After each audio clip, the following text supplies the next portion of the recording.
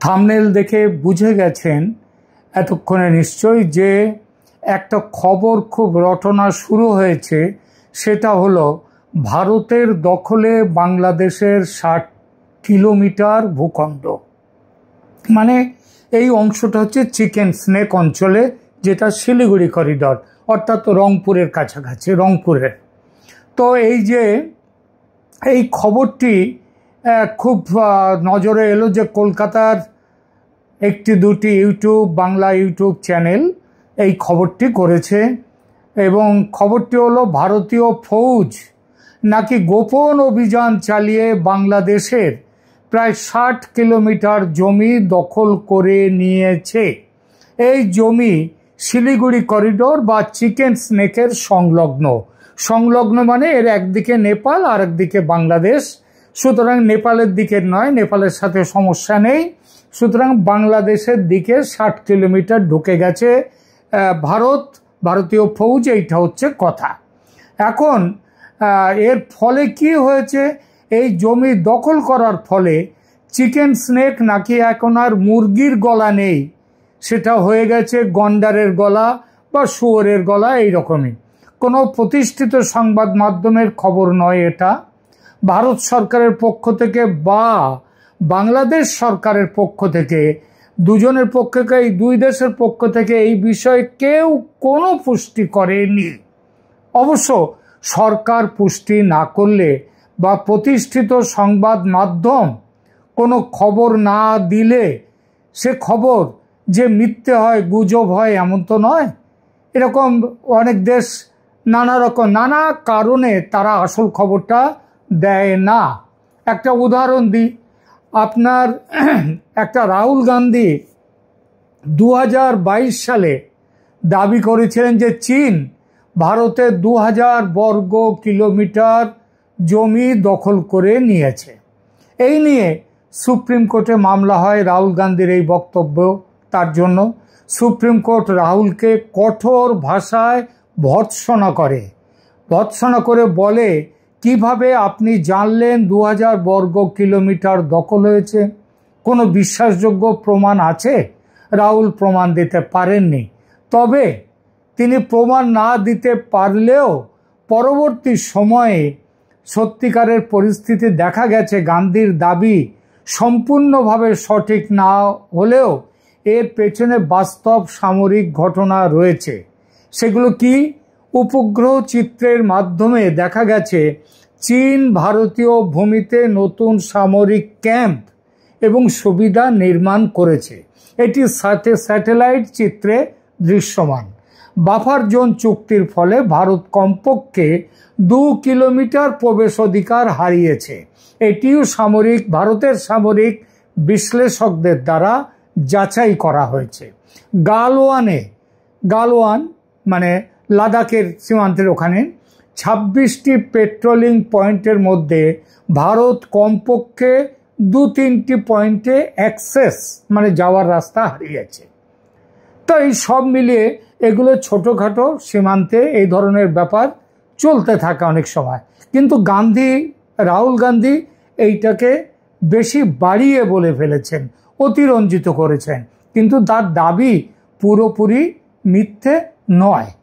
তো এখানেও সুতরাং এটা তো ভারতও বলেনি, চীনও বলেনি যে তারা এত জমি দখল করেছে, চীন বলেনি ভারতের এত জমি দখল করেছে, ভারত সরকারও বলেনি চীন এসে তাদের এত জমি নিয়েছে। তবু একটা স্যাটেলাইট চিত্রের মাধ্যমে যে খবরটা এলো সেটা দিলাম, যেটা রাহুল গান্ধীর বক্তব্যকে একটু হলেও সেটার পক্ষে থাকে।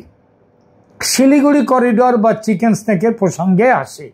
চিকেন স্নেকের কাছে ভারত বাংলাদেশের 60 কিলোমিটার জমি দখল করেছে। এই খবরটি কি তেমন পুরো মিথ্যে নাকি পুরো সত্যি কিংবা কিছু পরিমাণে সত্যি, সেটা একটু দেখা যাক।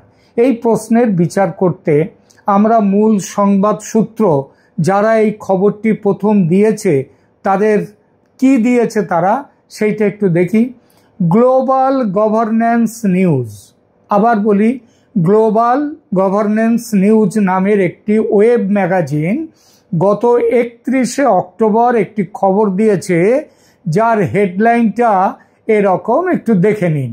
India reportedly expands control by 60 kilometre into chicken snake. এটা খবরটা দিচ্ছেন chicken snake corridor. Global governance news তারা নিজেদের সম্পর্কে বলছে যে Asia's first bilingual news portal for global news and updates. এবং এই যে এখানে তারা খবরের বিশদ বিবরণে কি লেখা হয়েছে, বিশদ এই যে এটা লেখাটা রিপোর্টিংটা করেছেন পুনম শর্মা নামে একজন সাংবাদিক। তিনি সাংবাদিক হিসেবে আমরা এক পুনম শর্মাকে চিনি, তিনি যথেষ্ট তিনি ইন্ডিয়া টুডের সাথে জড়িত এবং তিনি খুব ভালো সাংবাদিক, অনেক পুরনো সাংবাদিক। তিনি নাকি অন্য কেউ আমরা জানি না। যাই হোক, খবরের বিবরণে লেখা হয়েছে অ্যাকর্ডিং টু, কথাগুলো খেয়াল করবেন, অ্যাকর্ডিং টু আনভেরিফাইড রিপোর্টস, মানে অপরীক্ষিত সূত্র বা অপরীক্ষিত রিপোর্ট অনুযায়ী, in what could turn out to be one of the most dramatic strategic developments in South Asia in recent years, Indian forces have silently extended their operational control by almost 60 kilometers into the region popularly known as the chicken snake. তার মানে বলছে south এশিয়ার রাজনীতিতে এটা একটা ধামাকা নিয়ে আসবে।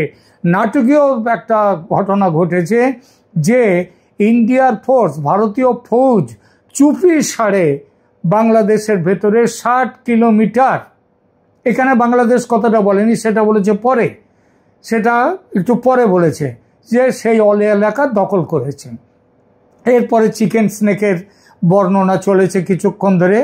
আর পরে আবার এই খবরের প্রসঙ্গে আসি, সেখানে বলা হয়েছে according to preliminary sources the reported advancement involves the absorption of a significant land portion that previously লে উইদিন বাংলাদেশের ফ্রন্টিয়ার। মানে বাংলাদেশের সীমান্তে বেশ কিছু জায়গা ভারত দখল করে নিয়েছে, এইটাই এখানে বলছেন। এরপরে আরও অনেক কথা এখানে তার বলেছে যে চিকেন স্নেকে কিভাবে কতটা কি যাবে। তাহলে মোদ্দা কথা হলো বাংলাদেশের ভেতরে ঢুকে ভারতীয় সেনা চুপি চুপি বাংলাদেশের 60 কিলোমিটার ভূখণ্ড বা জমি দখল করে নিয়েছে। এই নিউজ পোর্টালের সাংবাদিক পুনম শর্মা খবরের সূত্র কিছু উল্লেখ করেননি। তিনি বলেছেন আনকনফার্মড আনভেরিফাইড নিউজ রিপোর্টস। তো শুধু তাই নয়, তিনি এমনভাবে লিখেছেন এই সংবাদটি যাতে কিছুই স্পষ্ট হয় না। যেমন ধরুন হেডলাইনে তিনি লিখলেন রিপোর্টেডলি, কথাটা রিপোর্টেডলি মানে এটা কোনো কনফার্মড নিউজ নয়, নিশ্চিত খবর নয়। এরপর বিস্তারিত খবরের প্রথম লাইনে গিয়ে লিখলেন অ্যাকর্ডিং টু আনভেরিফাইড রিপোর্টস, মানে যে খবর ভেরিফাইড নয়।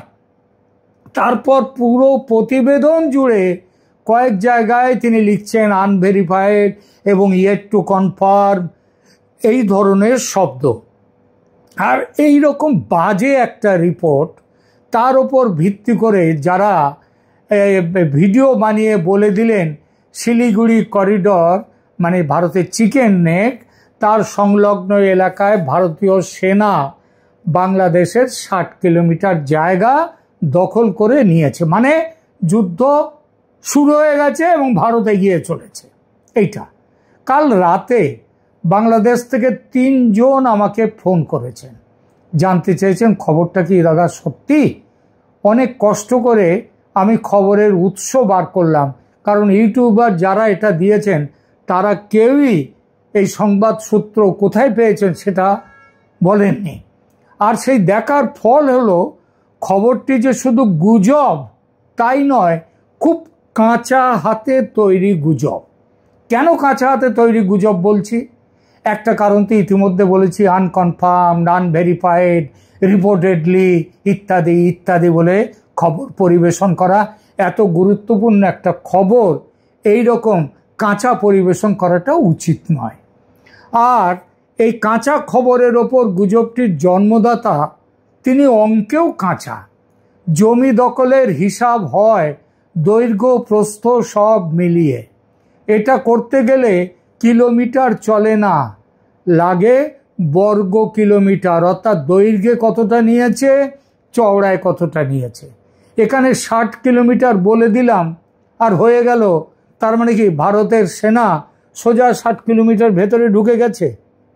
তাদের ডাইনে বাঁয়ে তারা কোনো কিছু তাদের অধিকারের মধ্যে না রেখেই ভেতরে ঢুকে গেছে?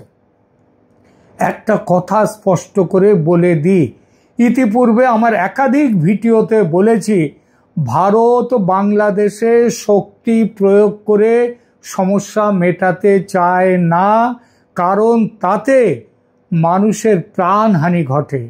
তবে এটাও ভারত চায় না যে দেশটা ধর্মান্ধদের দখলে চলে যাক, পাকিস্তানের হাতে চলে যাক, বরং ভারত চায় প্রতিবেশী দেশ হিসেবে বাংলাদেশ সুস্থ থাকুক, শান্তিতে থাকুক, উন্নতি করুক। আর সেই লক্ষ্যে শান্তির পথে, গণতন্ত্রের পথে উত্তরণ ঘটাতে, বাংলাদেশের উত্তরণ ঘটাতে যেটা করা দরকার শান্তিপূর্ণভাবে, সেটাই ভারত সরকার করতে চাইছে। তার জন্যেই ভারত বারবার চাপ দিয়েছে। সারা পৃথিবী জুড়ে ভারত তাদের দাবিকে পৌঁছে দিয়েছে যে ভারতে বাংলাদেশে যে নির্বাচন হতে যাচ্ছে সেই নির্বাচন ফ্রি, ফেয়ার অ্যান্ড ইনক্লুসিভ নির্বাচন হোক, আওয়ামী লীগও সেখানে থাকুক, সব দল সেখানে অংশ নিক, এবং সেই নির্বাচনে জিতে যারা আসবেন ক্ষমতায়, ভারত তাদের সঙ্গে থাকবে। আপনি প্রশ্ন করতেই পারেন যে আমি তো এত কথা বলছি, তাহলে এত যুদ্ধ প্রস্তুতি, এত ওই রাফাল নিয়ে যাওয়া, এত সেনা নিয়ে যাওয়া, এত সেখানে মিসাইল নিয়ে যাওয়া, এসব কেন?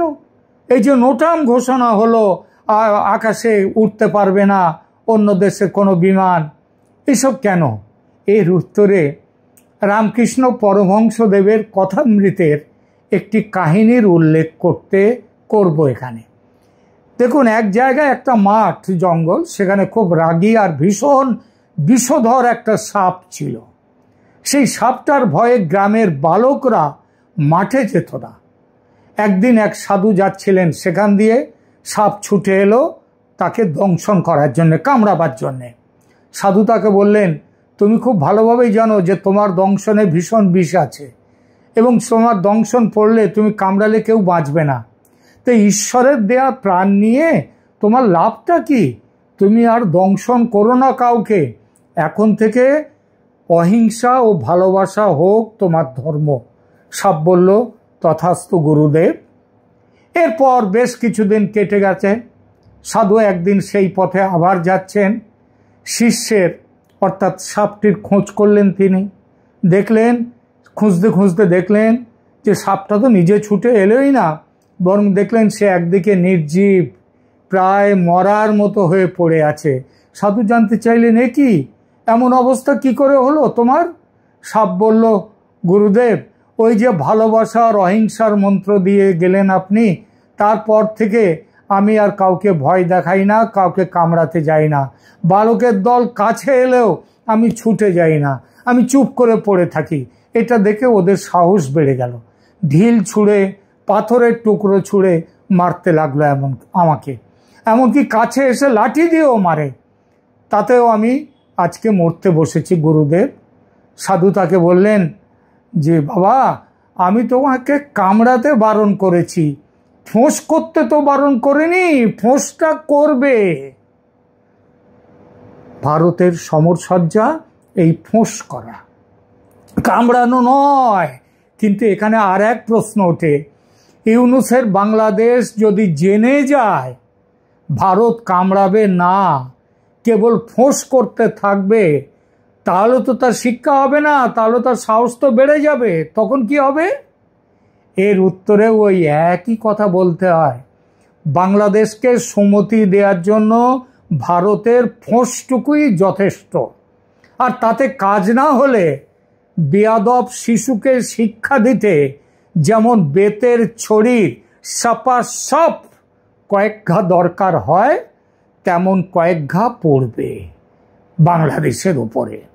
সেটা অবাধ্য শিশুকে, বাংলাদেশকে মেরে ফেলার জন্য নয়, তাকে শিক্ষা দিয়ে সঠিক পথে ফিরিয়ে আনার জন্য।